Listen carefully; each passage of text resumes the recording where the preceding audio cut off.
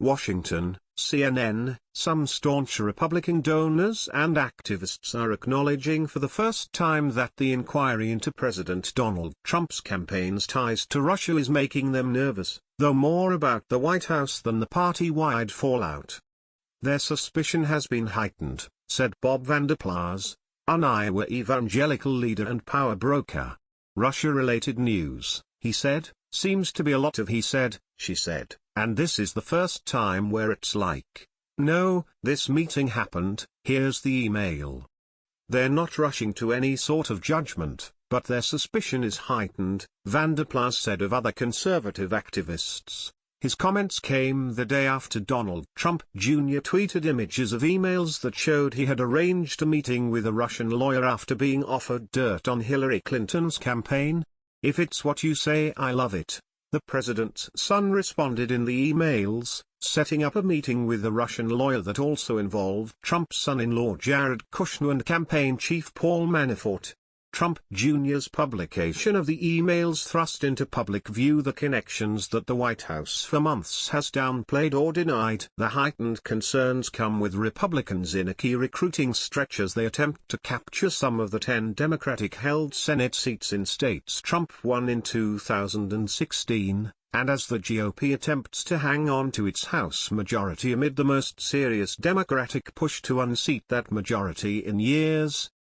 However, Trump Jr.'s admission of a meeting with the Russian lawyer hasn't penetrated the races yet, according to one Republican operative involved in the midterms, who requested anonymity in order to offer a frank assessment. Healthcare is something that the donor community cares more about, to be honest with you, the Republican said.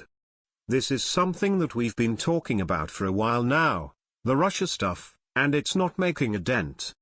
Another Republican involved in the midterms said that while Russia is a national-level distraction, it's also one most members of Congress have little control over, allowing them to largely wash their hands of it.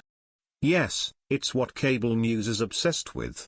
But if it wasn't that, it'd be some trivial outrage of the day, the second Republican said. With this issue, members can keep their heads down and build out the campaign apparatuses they need without getting sucked into that.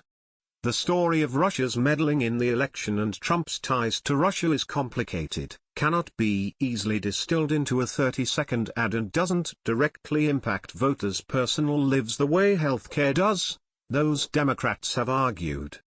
The wall-to-wall coverage of Russia means that right now, we don't need to spend any money to make sure voters hear about it, said Josh Schwerin, a spokesman for the Democratic super PAC Priorities USA. On the other hand, he said, we do need to spend money to make sure voters are hearing about Trump Care and Republicans' efforts to repeal their Affordable Care Act.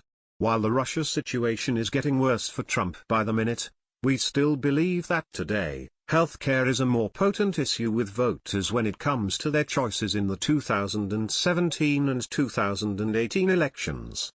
Still, polls have shown the vast majority of Republican voters are sticking with Trump. In Arizona, the state where Senator Jeff Flake faces a potentially serious GOP primary challenge next year, the state party chairman, Jonathan Lyons, touted in an email to supporters that he'd met with Trump and Vice President Mike Pence in the Oval Office on Tuesday, the same day Trump Jr. tweeted his emails. President Trump personally thanked me for the strong support that the party has shown him and his administration, and I told him it was an honor to represent the Arizona Republican Party and fight for his strong agenda to make America great again, Lyons said in the email. Even conservatives who are uneasy with the latest Russian news say the president can win them back. The best thing for President Trump to do is let all these special investigative whatever bodies do their work, Vander Plaats said. You just deliver results for the country, and if you deliver results for the country, I think people are willing to kind of give you a pass on everything else.